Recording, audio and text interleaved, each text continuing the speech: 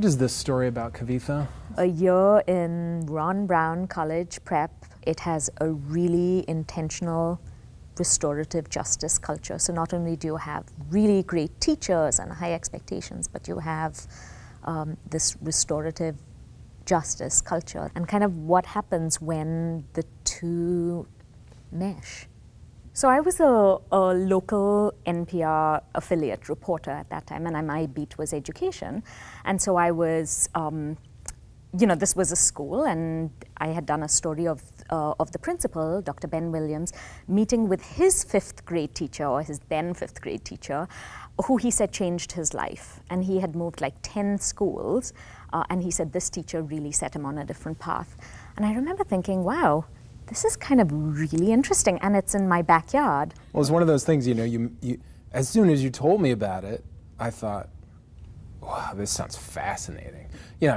The school, and you can hear it in the work that we've created over the past year, the school stands out for so many reasons. It's not one thing. It's not just restorative justice. It's not just the really unique and intentional culture they created around community and kindness and personal responsibility. It's not just the fact that the majority of teachers here are black men, and that it is a lottery school, and that it is a college prep school. Like, it is all of these things. You really stood out. Well, I stood out because I was a woman, and there were very few women, but you really stood out. Yeah, I really stood. I was one of two white men. And you were 6'5". And I'm 6'5". Yeah. I didn't stick out nearly as much because I'm 5'1", and there are a couple more women, and I'm a woman of color as well. So what is the lens that you came in looking at the school, and how did that have to change, or how did you change, or what did you do as a reporter to see things to see the Kings the way they saw themselves?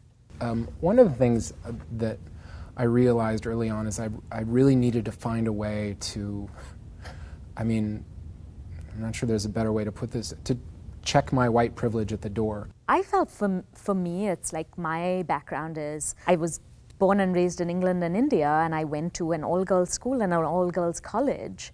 And so to me, an all-boys high school was completely, and I have 4 sisters, so it was whoa.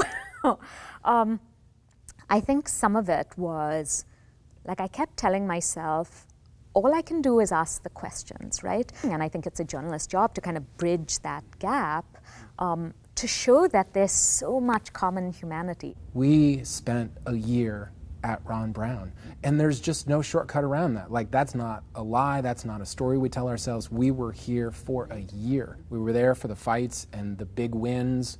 The work here took time, and it was hard, and it just didn't always work. But the only way for us to know that was to have been here. Been here, right? I remember, I think also getting those unguarded moments. So I should really say that both of us, appreciate DC Public Schools and the principal here, Dr. Ben Williams, for letting us, come and sit in, classes, sit in, spaces where we just became part of the furniture. Yeah. And you can hear those conversations. You heard when staff members were furious about some rule. You heard when they were tired and frustrated. You heard when kids were acting out. You heard all of that because you could just be there. And I think it takes a lot of courage, because I think a lot of school districts want to keep reporters out. And I feel the only way you get the general public to understand what is going on in our schools, why is this important, how is a teacher's job so hard, right? And what are the solutions, is by letting reporters in. And also understanding that just because we see something go wrong, just because we see a fight in the hallways, does not mean our coverage is going to be, you're failing. Right. You screwed this up. Right. Someone else is going to have to come in here and do better.